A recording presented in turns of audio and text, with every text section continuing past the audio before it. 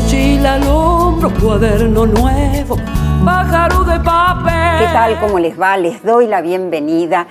Y hoy queremos pensar con ustedes y con nuestra invitada la formación docente. A ver, ¿qué es lo que ocurrió durante la pandemia? La pandemia puso en agenda algunos temas que es necesario revisar, que es necesario ampliar. ¿Cuáles son los contenidos que a lo mejor están ausentes? ¿Quiénes son los que enseñan en los institutos de formación docente? ¿Teoría y práctica están entrelazadas? Bueno, algunas de estas preguntas vamos a desarrollar. Comenzamos enseguida mientras los dejo con la segunda parte del tema Caminos de Tiza, canta Víctor Heredia. Es cada día una aventura, aprender a enseñar, enseñar a aprender, reconocernos como necesarios, con derecho a crecer, para hacer crecer. Que viva la escuela, que la escuela viva, que sea sostén, trampolín a la vida, una usina de ideas, el lugar del asombro, el punto de encuentro, de entrega y de amor. Aquí estamos con Alejandra Virgín. Bienvenida, Alejandra. Gracias, Mirta. Bueno, es tu tema desde hace muchos años. Vos también escribiste mucho sobre la formación docente, que sin duda debe haber ido cambiando. Si tomamos algunos hitos, haciendo un poco de historia, supongo que todo empezó con la creación de la Escuela Normal de Paraná, en su momento, hacia fines del siglo XIX, ¿no? Claro, empezó, bueno, hubo otras escuelas normales, chiquitas, experiencias pequeñas, pero la Normal de Paraná marca el inicio de la creación del sistema formador. Claro. Una marca al normalismo que aún hoy subsiste en nuestras instituciones, más allá de que esa escuela normal o muchas otras, tal como eran, por supuesto, no existen más. Claro, incluso tendríamos que decir, bueno, la formación fue en su momento secundaria, ¿no? Las escuelas normales eran escuelas secundarias y se fueron aumentando los años, pasó a ser una formación terciaria, a ir rozando incluso con la universidad, ¿no? Claro, ahí hay que diferenciar la formación de maestras y maestros de la de profesoras y profesores, ¿no? La que fue parte de la escuela normal en la escuela secundaria era de formación de maestras. Sí. El Joaquín B. González, de hecho, primer fue terciario instituto, siempre, claro. Claro, se crea a comienzos del siglo XX y nace como de educación postsecundaria. De hecho, las primeras maestras normales durante varias décadas no podían entrar a la universidad. Es decir, su título, que era de escuela secundaria, no habilitaba para el ingreso a la universidad. Sí. Y las universidades... Qué cambios interesantes, ¿no? Sí, claro. No, lo otro que quiere decir es las universidades de comienzos del 20 forman profesores. Claro. En una proporción pequeña, pero formaron profesores desde el inicio. La UBA y La Plata fueron de las primeras. Sí, tomando hitos, también fue muy polémico el tema de las 60 maestras que trajo Sarmiento de Estados Unidos, pero también un momento interesante. Depende del tiempo en que se lea eso. Ahora hay un libro muy interesante de Laura Ramos al respecto. Así es. Las señoritas. Tal cual. Tiene cosas polémicas, por supuesto, como todo hecho histórico. Tiene algunas cosas muy interesantes. ¿Qué modelo de mujer era ese, no? Sí. Y que se venía a Estados Unidos, a estas pampas, sí, a veces con hijos, a veces sin hijos. Su origen protestante, ¿no? ¿Y qué traían? Y cómo se insertaban. La verdad que hay algo muy interesante ahí que yo creo que Laura aporta con su libro. Sí, es una investigación muy rigurosa, muy interesante la que hizo. Ahora, la formación docente, a ver, ¿con qué se relaciona? Se relaciona con la función de la educación, se relaciona con el proyecto de país, está expuesta a los cambios en las políticas educativas, en las teorías de aprendizaje, en las reformas. Todo eso. Todo eso. Qué fácil. Claro, podríamos hablar de cada uno de esos claro. Y mucho más, ¿no? Yo diría también, sí, la formación docente está muy ligada con el proyecto de país, con lo que queremos para nuestras infancias y adolescencias, está muy ligada con las generaciones que nos precedieron y con las que vendrán, ¿no? ¿Qué le transmitimos a nuestras... ¿Cómo formamos en las aulas de la formación docente las aulas de las escuelas de las próximas décadas? Claro. Esa es la pregunta, digamos. Y ahí entonces juega un lugar la historia, qué queremos transmitirles a los nuevos de lo que se construyó, cómo lo transmitimos para que eso permita crear, inventar otros mundos más justos y más felices. Pensaba también, vos seguro que tenés claro esto y ha habido siempre investigaciones, ¿cómo fue cambiando el perfil de alumno de los institutos de formación docente? Claro, el perfil de los y las estudiantes de los institutos ha cambiado, pero ahí de nuevo, volviendo a tu pregunta anterior, ¿no? El sistema educativo se hace crecientemente obligatorio, con la Ley de Educación Nacional, la secundaria es obligatoria, es decir, el sistema educativo se expande. Entonces, por un lado, más muchachas y muchachos terminan la escuela secundaria, aspiran al nivel superior.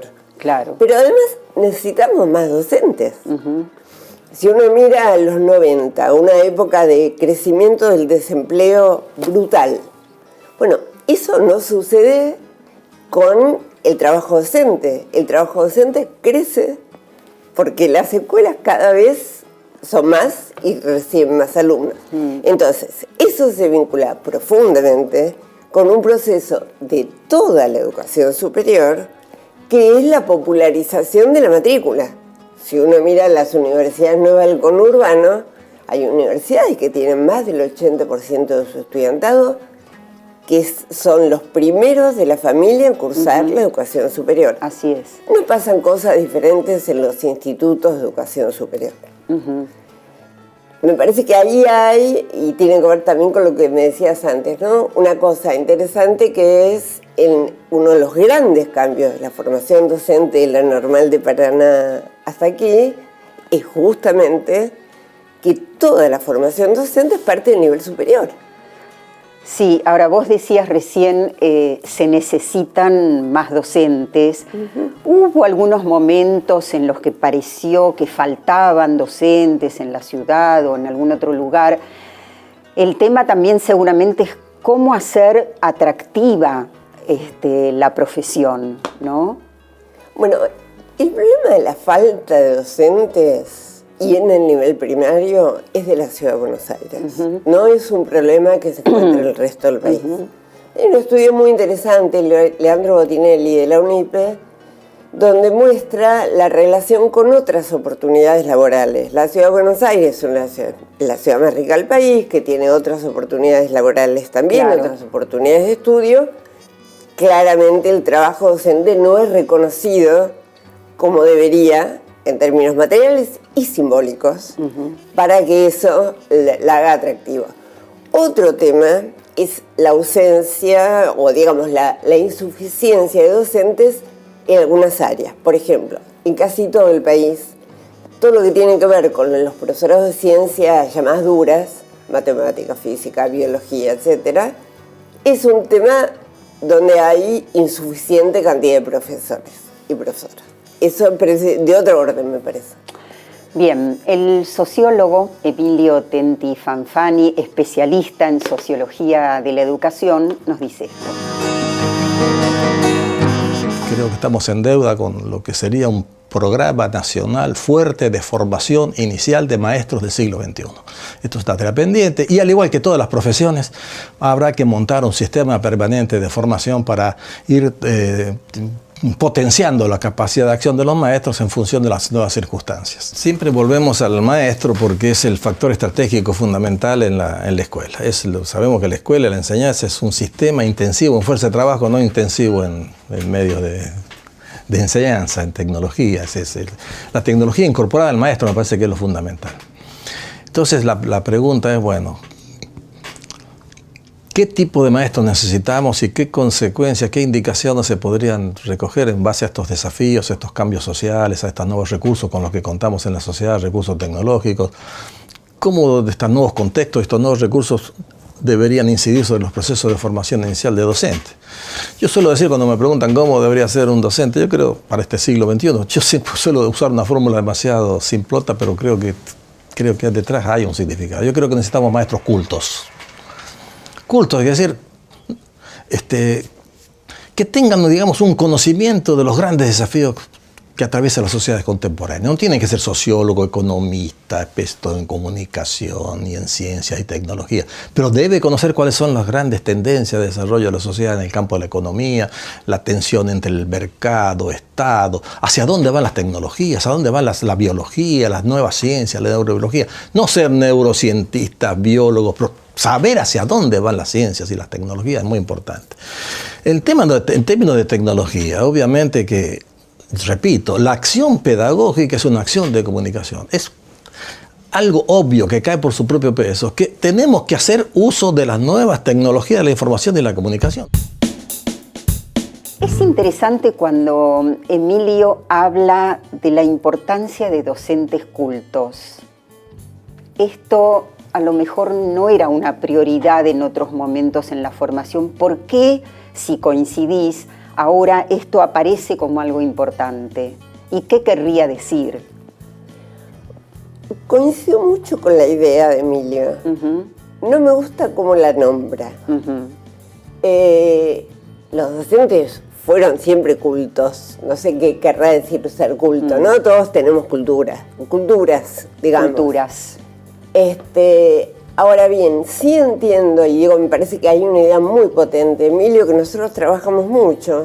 Es la idea de un docente tiene que saber mucho más que lo que tiene que enseñar. Porque para poder tomar decisiones sobre qué enseñar, para ser un docente autónomo, porque ahí en esa pregunta que vos haces, en las perspectivas más tecnocráticas, si una maestra, un maestro es quien tiene que obedecer un formato preestablecido de planificación, de rutina didáctica, de currículum, claro, no tiene que saber más que aplicar eso que le dan. Ahora, si nosotros queremos un docente más autónomo, que pueda enfrentarse a situaciones tan complejas como las que vivimos en este momento. Y que varían todos los años en cada escuela. Totalmente. Entonces yo diría, ese componente de la formación docente es un componente que para nosotros toma creciente importancia. Que sería algo así como comprender las claves de la época. ¿No? Si nosotros queremos entender lo que está pasando con la bajante del Paraná, no podemos entenderla si no comprendemos los problemas climáticos en el mundo. Y lo que estamos haciendo las personas, las sociedades y los capitales con el mundo. Sí, entonces me pregunto si la formación docente ayuda a que los docentes se interesen por todos los temas de actualidad, ¿no? Seguramente conoces y habrás escuchado, leído al pedagogo mexicano Ángel Díaz Barriga. Estuvo en la Argentina en distintas oportunidades. Me acuerdo que hace muchísimos años él habló sobre un tema muy interesante, que eran los procesos de frustración de la tarea docente.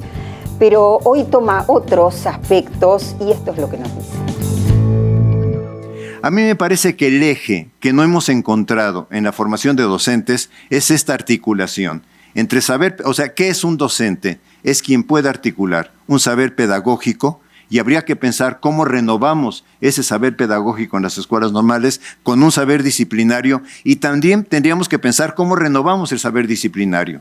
y con un conjunto de disciplinas auxiliares. No las voy a mencionar, pero yo pienso que si perdemos de vista, y este es un poco creo que el gran problema de la política educativa mexicana o de los proyectos curriculares en México, pierde el eje de lo que constituye la formación de docente. Enfrentamos una dificultad. Los docentes que llegan a las escuelas normales, los estudiantes que llegan a las escuelas normales, ya tienen un modelo internalizado de docencia. O sea, ya cuando se habla de cómo dar una clase, ellos ya saben cómo han vivido que se da una clase. Pero por otra parte, las mismas instituciones formadoras de docentes no se caracterizan por ser innovadoras. No se caracterizan por establecer metodologías de trabajo diferentes a esa experiencia. Y en tercer lugar, los lugares de práctica, que es un privilegio en las escuelas normales, porque lleva al estudiante a escenarios reales, realmente no pueden garantizar en el caso mexicano que el docente con el que el estudiante está haciendo la práctica realmente sea un tutor real del trabajo que está haciendo el estudiante. O sea, prácticamente se le deja al garete. Y en ese sentido me parece que la deuda curricular que tiene este país es con saberes docentes o con saberes pedagógicos, con saberes disciplinarios y con el espacio de la práctica, más allá que formalmente se cumpla. Claro, la pregunta ahí sería si la formación docente pone en cuestión ese modelo de aprendizaje que los docentes, futuros docentes, tuvieron en su infancia o adolescencia. Claro, hay algunas investigaciones en Argentina, particularmente Andrea Lió, que trabajan acerca de la biografía escolar. Claro, ¿no? claro. ¿Cómo, digamos, cuándo empezaste a formarte como docente? Y cuando fuiste alumna, cuando fuiste alumno, ¿no? Entonces, claramente es un tema que requiere ser trabajado en la formación docente para ser puesto en cuestión, porque si no, aparece, creo es lo que dice Díaz Barriga, aparece sin que lo esperemos, sí, ¿no? Y si permanece intacto, seguirá apareciendo. Y uno a veces no entiende cómo. Y es eso. Es la marca biográfica que llevamos todas y todos. Así es. Y es una característica de la formación docente, que a mí me parece un punto importante para pensar en la formación.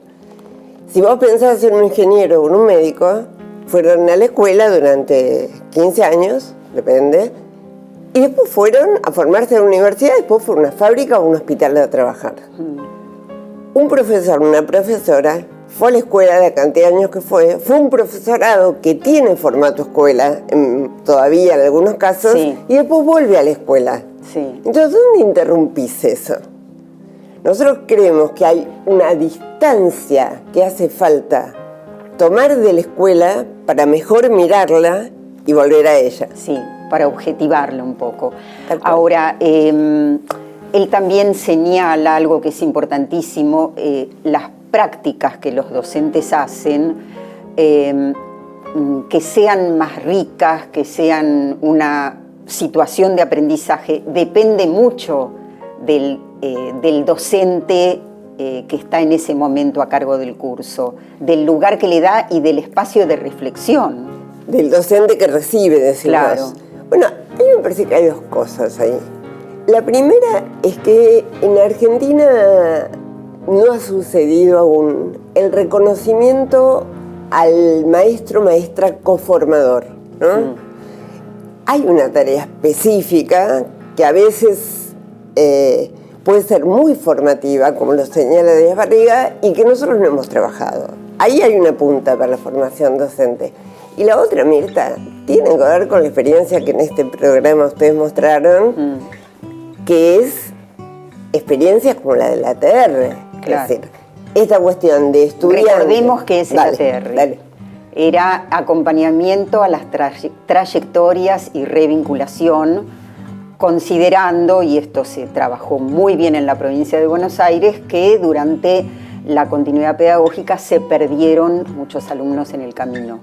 De hecho, el otro día leí un informe, 177.000 estudiantes fueron revinculados a las escuelas por ese programa. Impresionante.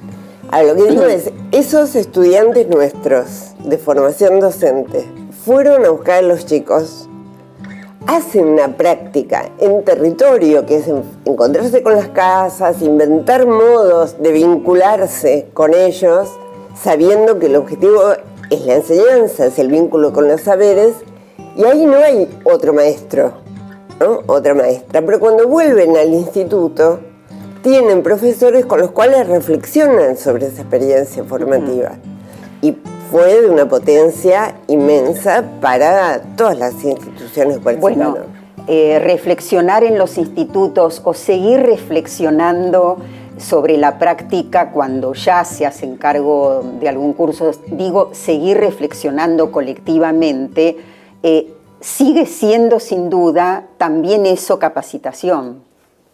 Por supuesto, por supuesto. De hecho, la formación permanente tiene que tomar mucho de esta cuestión de la reflexión colectiva alrededor de las experiencias y también producir propuestas para la práctica, ¿no? Sí, ahí el gran tema que queda flotando es, ¿hay espacios institucionales, espacios y tiempos institucionales para esa reflexión colectiva? Bueno, lo dejamos pendientes, enseguida volvemos. Bueno, los sindicatos docentes, sobre todo nucleados alrededor de la CETERA, hablan mucho y en los materiales de la formación política que es necesario que tengan los docentes. A ver, yo pensaba, cuando la exgobernadora Vidal dijo que los pobres no pueden llegar a la universidad, está tomando una posición, ¿no es cierto? ¿Es parte de esa posición que desde los institutos se trabaje la importancia de confiar en las posibilidades de aprendizaje de los niños de todos los sectores, o se trabajen los prejuicios, o se haga hincapié en la educación como derecho? Sí, por supuesto. Es responsabilidad de los institutos trabajar en el sentido de la pedagogía, que es un sentido político, no la política, no las instituciones de la política. No es partidario. No es partidario, es poder mirar un horizonte, es poder decir, bueno, ¿cómo podemos ser docentes sin pensar en qué horizonte, con qué horizonte soñamos para nuestros chicos? No hay modo de hacer efectivo el derecho a la educación si no tenemos un debate alrededor de eso. Y ese es un debate político-pedagógico. Philippe Mérieux, cuando habla de qué propone para la formación, él dice, bueno, hay algo de la cuestión disciplinaria, hay algo de los saberes didáctico-pedagógicos y hay algo de lo axiológico. Totalmente. Que es inevitable y que tiene que ver justo con esto que vos decías. Todos y todas, dice él, pueden aprender. Y si todavía no aprendieron, es porque tengo que seguir buscando cómo. Claro, es porque yo docente me tengo que interrogar. Ahora, hay un tema que también me parece importante y es, muchas veces hemos escuchado a los docentes decir, bueno, una cosa es lo que estudiás, lo que lees en los institutos cuando te estás formando, y otra cosa es la realidad. ¿Es inevitable que sientan que hay distancia o se puede ir acortando esa distancia? Bueno, son dos cosas distintas. Yo creo que hay una distancia inevitable. Sí, lo digo de otro modo. Nunca vamos a alcanzar a formar para las prácticas, porque las prácticas tienen algo de impredecible. La pregunta es, ¿qué necesitamos tener para poder afrontar esa impredecibilidad? Claro, ¿no? Claro. Que es otra pregunta. Claro. Ahora, por supuesto, yo creo que hay un cambio muy importante en la formación docente cuando en el 2007, con los nuevos lineamientos curriculares, se incorpora la práctica desde el primer año en la formación. Me parece que ahí, y esto está en toda la Argentina, con características diferentes, porque cada jurisdicción hace su propio diseño, pero poder pensar desde el alrededor de la escuela hasta el aula en la que trabajas, todo eso es práctica. Ahora, es práctica en la medida en que haya un proceso reflexivo sobre eso, en la medida que se pueda trabajar con los docentes del aula, como charlábamos recién, y también en la medida en que contemplemos la diversidad de experiencias por las que cualquier muchacho o muchacha que se recibe puede enfrentar una escuela de islas, una escuela rural, una escuela urbana. Grados superpoblados. Totalmente. Todo. Todas esas Sí. son condiciones. Bueno, la práctica no va a poder abordarlas todas. Claro. Pero sí tiene que poder pensar de modo flexible y tiene que poder contemplar la heterogeneidad, porque otra característica que viene del normalismo es que la práctica se hacía en la misma escuela, Claro. ¿no? Entonces, donde vos hacías tu primer grado, hacías tu práctica en primer grado. Sí. Entonces, bueno, cómo contemplar esa diversidad y trabajar sobre ella también tiene que ver con derecho a la educación. Sí, qué complejo formar para la diversidad de nuestro país, que es inmensa, ¿no? Salió un libro hace relativamente poco, se llama Desde Adentro, Voces y Miradas desde los espacios de formación docente. Es de Erika Villarruel y Gabriela Zaslavsky, ambas profesoras en Ciencias de la Educación. Y bueno, nos vamos al índice un poquito, podemos mencionar academicismo y formación docente, ausencias en la formación inicial, la formación docente y la ampliación de los universos culturales. Volvemos a lo de Tenti. Vamos a escuchar ahora a Gabriela Zaslavsky. Esto es lo que nos dice. Para hablar de formación docente tenemos que mencionar a los institutos de formación docente, que son las instituciones que específicamente se dedican a este tema.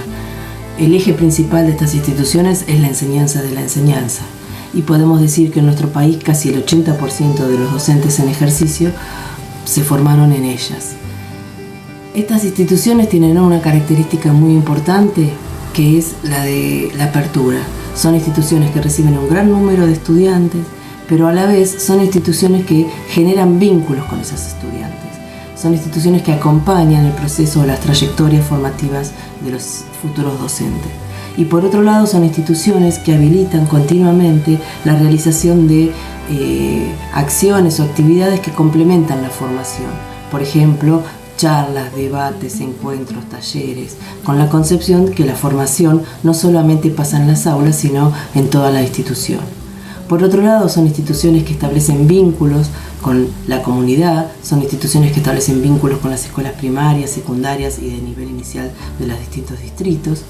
Y son instituciones que principalmente se preocupan por formar docentes que en su futuro puedan tomar decisiones fundamentadas y puedan estar seguros de que puedan explicar por qué y para qué enseñan lo que enseñan. Pero por otro lado también es necesario mencionar algunas cuestiones que hay que profundizar o mejorar en estos institutos de formación docente. Por un lado, la modificación de algunos contenidos. Tenemos un cúmulo de contenidos para formar a un docente que son sumamente necesarios, pero habría que definirlos quizás con mayor precisión en función de que estamos formando docentes que además de saber un contenido, tienen que saber enseñarlo.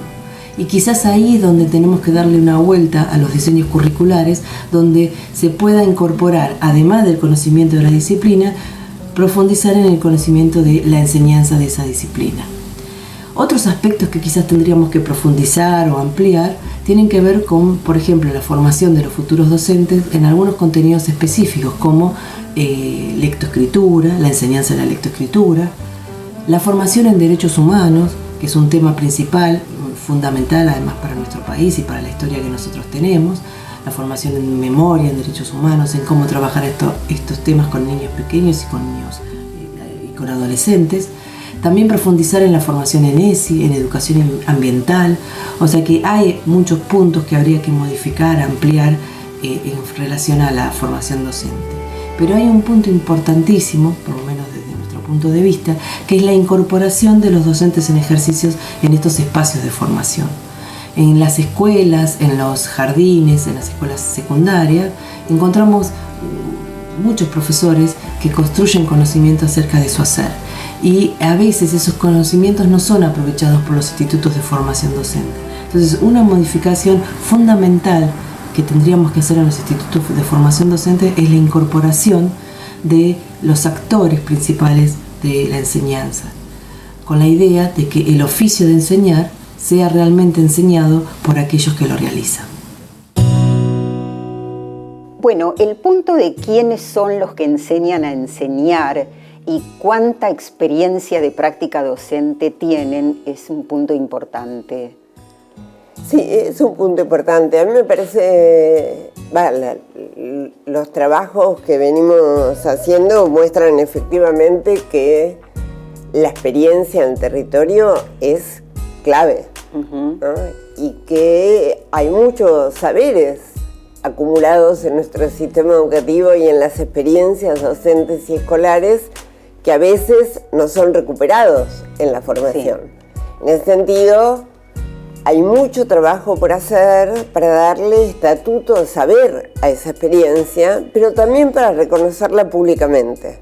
Me parece que eso lo señala muy claramente. Ahora, también me preocuparía de no cerrar solamente a esas voces la formación docente, ¿no? Sí, pensaba, creo que lo plantean en el libro, es importante quiénes enseñan, qué se enseña, cómo se enseña, y también la bibliografía.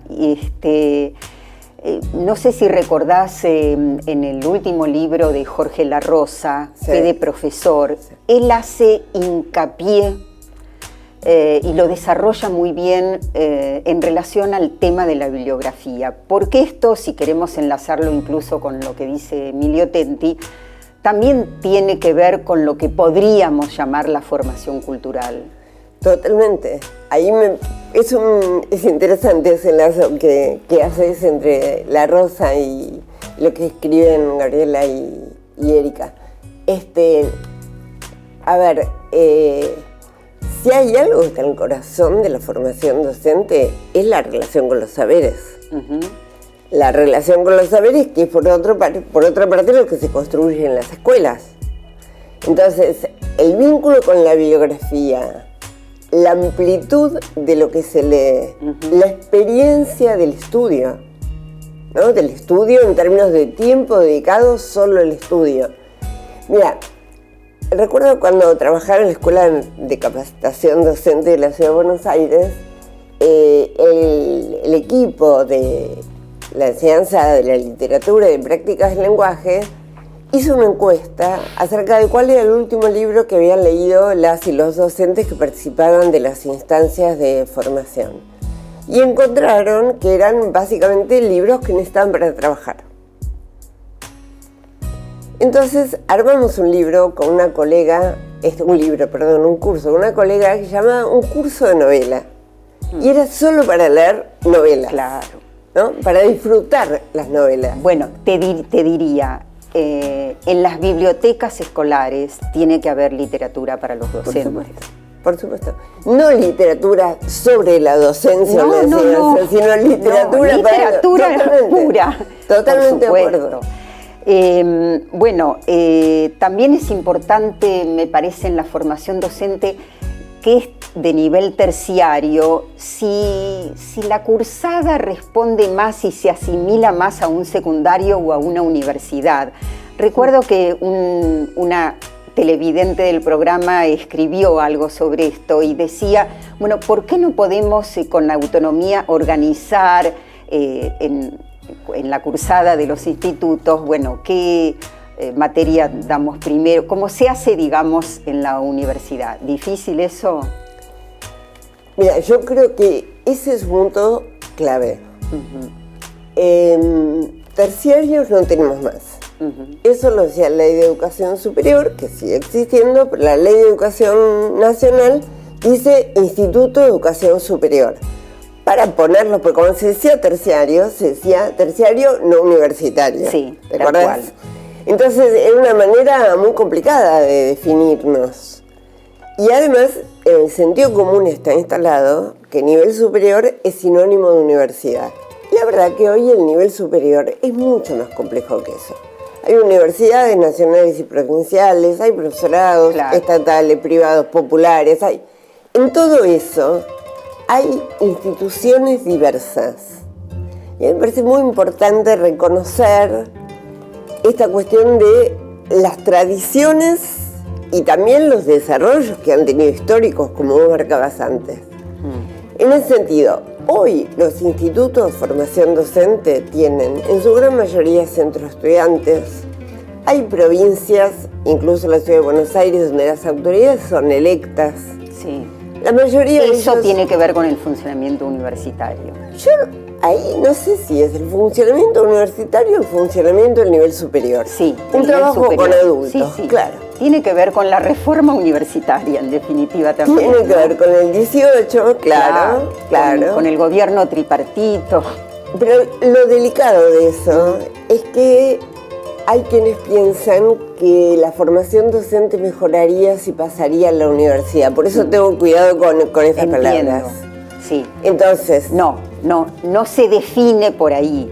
Se define por los contenidos, se define por quiénes serán los docentes, se define por la modalidad, por supuesto. y por el formato institucional, es un Así formato es. que trabaja con adultos, la misma persona que en un instituto hace 20 años no podía elegir autoridades, no tenía centro de estudiantes, no podía haber un examen libre, ¿no?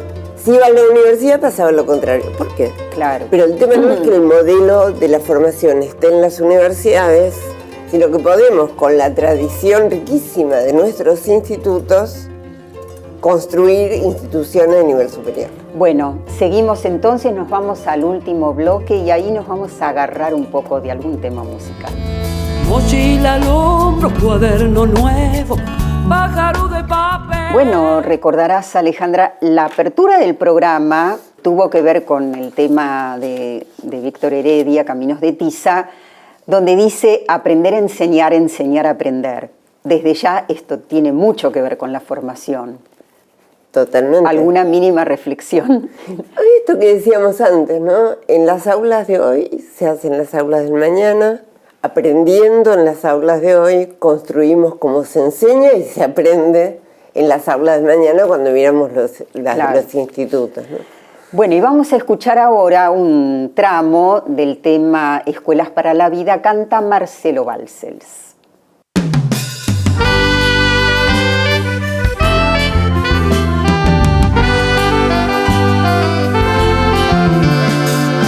Es mucho más que los múltiplos de 7 y que el futuro imperfecto de soñar. Más que teoremas de tales y de cuales, la escuela es mucho más. Es mucho más. Bueno, claro, uno puede decir la escuela se aprende esto, se aprende lo otro, están presentes por supuesto las disciplinas, pero eso no es todo. La escuela es mucho más. Ahora, si la escuela es mucho más que eso, ¿qué es lo que tiene que estar presente en la formación? Primero, cuando la escuchaba, pensaba, antes de responder tu pregunta precisa, ¿cuánto de eso nos mostró la pandemia también, no? Es decir, ¿qué puede una pantalla y qué no puede? ¿Qué pasa en una escuela que no puede pasar en una pantalla? ¿Por qué los chicos extrañan la escuela? ¿No? Y también cuánto las familias, estén compuestas como estén compuestas, les quedó claro que un docente no es un voluntario, que hace falta saber mucho para poder enseñar, ¿no? Que no podía, sino más cualquier miembro de la familia reemplazarlo. Tal Sí. cual. Lo cual, por otro lado, también expuso a la desigualdad Así es. preexistente. Así es. ¿no? Es mucho más la escuela, sí. Y a mí me parece que el eje ahí en la formación es, por supuesto, trabajar el tema de la enseñanza, de las epistemologías, de las disciplinas, tanto para renovar además allí, ¿no? Y a la vez poder pensar el horizonte, porque eso es lo que nos habilita a inventar otras cosas y otras formas para que todas y todos aquellos que pasen por la escuela puedan ser ciudadanos iguales. Iguales en el sentido de una definición de la igualdad ligada a la diversidad, por supuesto. Pero Y a los derechos. Y a los derechos, claro. En ese sentido es mucho más, pero también es que en el gesto de enseñar la Revolución Francesa o el triángulo rectángulo, estoy haciendo mucho más que poner, y no es poco, esos saberes a disposición de los nuevos, de las nuevas que llegan a la escuela, ¿no? Me parece que esa reflexión es además la que alimenta el deseo de ser docente. Poder pensar, porque la devolución, la tarea docente no es inmediata. Para nada. A veces nunca se llega a saber cómo impactó en la vida de un alumno todo lo que recibió, ¿no? Así es. Entonces, tener ese horizonte le pasó a nuestros estudiantes que participaron del ATR. Pensar cuánto la escuela puede aportar a un futuro más justo. Y en ese sentido lo que decían es, nos reenamoramos de la carrera que elegimos. Poder ponerle ese sentido, sí, es mucho más, es eso y es mucho más. Ahora, sin eso, sin enseñar el triángulo y el rectángulo, no estaríamos construyendo los derechos. Sí, y qué importante, bueno, sostener el deseo, ¿no? En los docentes. Paulo Freire, pedagogo brasilero, todos conocen, bueno, se cumplen este año los 100 años de su nacimiento, haremos un programa especial, pero lo escuchamos ahora. Hay que partir, hay que saber partir del nivel donde el educando está, o los educandos están. Este es un nivel cultural, político. Y por eso que el educador tiene que ser sensible, el educador tiene que ser esteta, tiene que tener gusto. La educación es una obra de arte. El educador tiene que ser ético, tiene que respetar los límites de la persona. Yo no puedo entrar en ti y respetarte.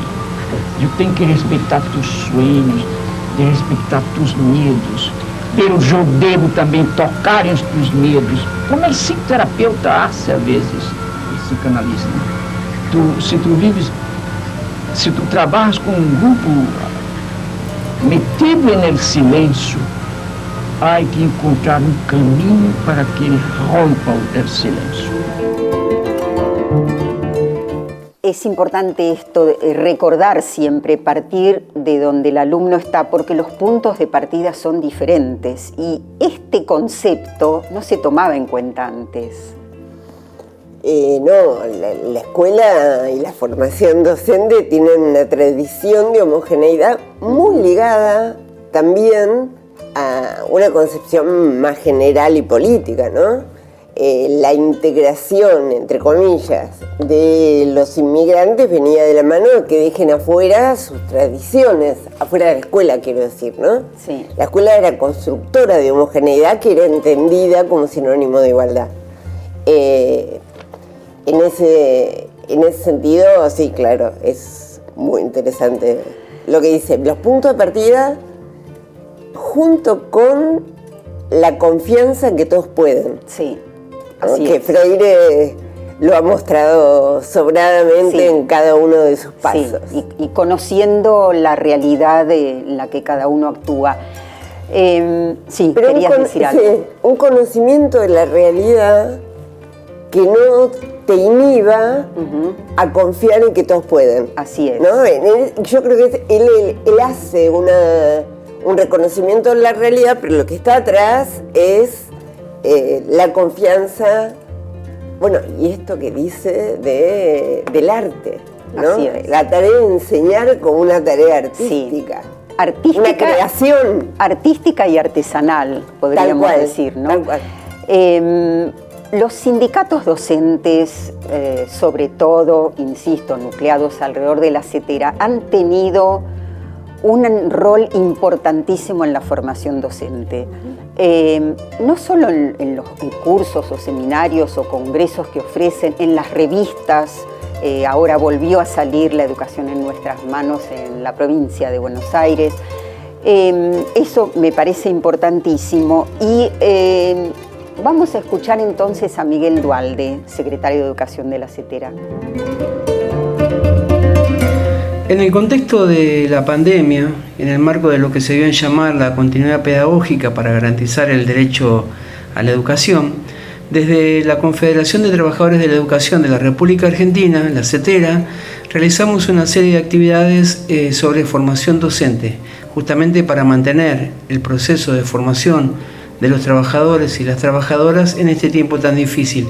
En ese marco, creamos una plataforma de la Secretaría de Educación de la CETERA, en la cual pusimos a disposición de las docentes, los docentes, una serie de cursos que denominamos co-autoasistidos, para que los mismos sean realizados con los tiempos y la periodicidad que cada docente le puede imprimir al proceso de formación. En ese portal pusimos a disposición cursos sobre educación sexual integral, sobre la pedagogía de la conjugación, sobre educación ambiental, sobre pedagogías latinoamericanas, educación especial, cursos para directivos, salud y trabajo docente, entre las principales temáticas. Estos cursos luego los pusimos a disposición del Infod para que a partir del año 2020, en la plataforma del Infod, también los docentes puedan realizarlos. En ese caso, durante el 2020 realizamos un curso sobre pedagogías latinoamericanas, un curso sobre educación ambiental y otro sobre trabajo docente. Estos cursos, por supuesto, en el marco de la política que lleva adelante la CETERA de la formación permanente gratuita y en ejercicio. En el año 2021 los mismos cursos se replicaron en el marco de la plataforma Juana Manso, y a esos cursos se agregaron 2 más, uno sobre investigación educativa y otro para equipos directivos. A su vez realizamos congresos como el pasado Congreso de Educación Ambiental, Educar por el Planeta, que realizamos en junio del 2021, y también otro congreso sobre educación y títeres que realizamos en el 2020. Además, todos los 19 de septiembre desde el año 2019 venimos realizando nuestra actividad de formación en el marco del proyecto de la Internacional de la Educación sobre el centenario del nacimiento de Paulo Freire. Ahí desarrollamos actividades de formación sobre pedagogía emancipadora. Y además, en este año, en convenio con la UNIPE, con la Universidad Pedagógica Nacional, realizamos un ciclo de conferencias sobre la cultura digital y la educación. Redondeando, Alejandra, ¿con qué te querés despedir? ¿Qué quisieras transmitirles a los docentes hoy en esta etapa en la que todavía estamos transitando la pandemia? Bueno, creo que lo primero es el reconocimiento a cómo, frente a una pandemia planetaria que nos alteró todas las coordenadas y especialmente el espacio-tiempo que arman la escuela, las y los docentes salieron a inventar escuela. A mí me parece que lo primero es eso. Fue muy difícil para todos en el lugar que nos tocó a cada uno, pero el tema de las escuelas, con toda la heterogeneidad y el abanico variado, por supuesto, y la presencia del Estado, lo primero es ese reconocimiento. Yo creo que ese reconocimiento es también un reconocimiento social, en el sentido de que yo creo que la escuela ganó. Lo digo con todos los dolores que por supuesto también constituyeron este tiempo. Pero hay un reconocimiento a ese trabajo que solo hacen quienes se forman. Se mostró como imprescindible. Se mostró, tal cual, eso, se mostró como imprescindible. Hay cosas que sabe hacer un docente, como otras que sabe hacer un médico, y como otras que sabe hacer un ingeniero o un tornero. Y eso creo que se ha hecho más visible, mucho más visible después de épocas en las que la tarea docente ha sido despreciada públicamente. Entonces, lo primero es valorar eso. Lo segundo es, esta pandemia planetaria también nos mostró cuánto valen nuestras tradiciones y cuánto tenemos que cambiar. Hay irrenunciables. La preocupación por el derecho a la educación, por la igualdad, es previa a la pandemia y es post-pandemia. Sí. Ahora, también es cierto que hay cosas que hay que pensarlas de nuevo. Sí, y dentro de esas muchas cosas, por supuesto, la tecnología, el conocimiento pedagógico del uso de la tecnología, contar con conectividad, contar con herramientas en este sentido, hoy es una cuestión de primera necesidad. Totalmente.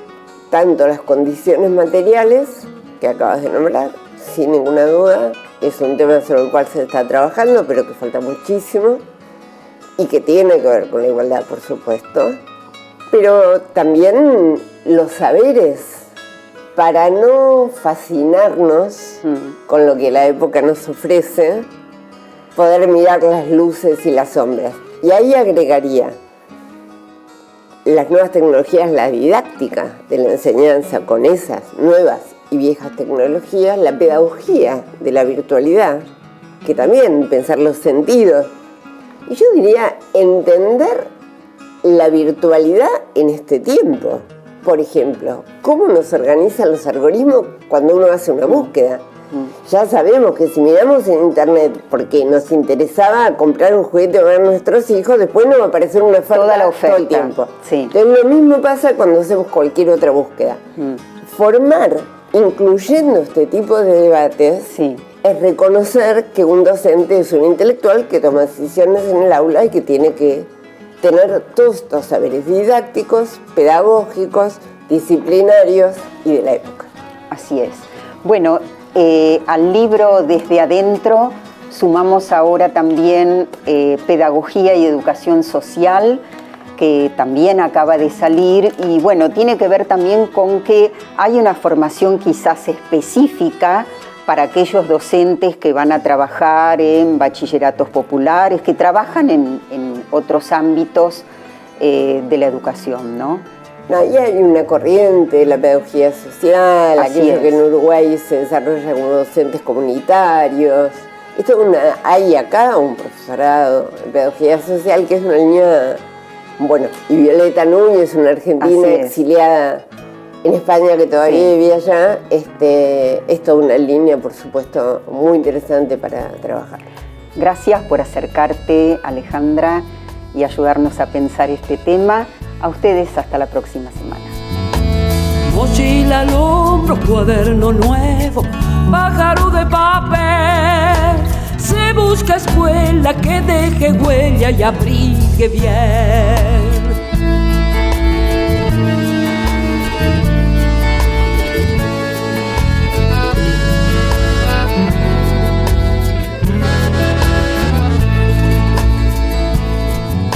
Se busca escuela que aliente el vuelo, cántaro donde beber.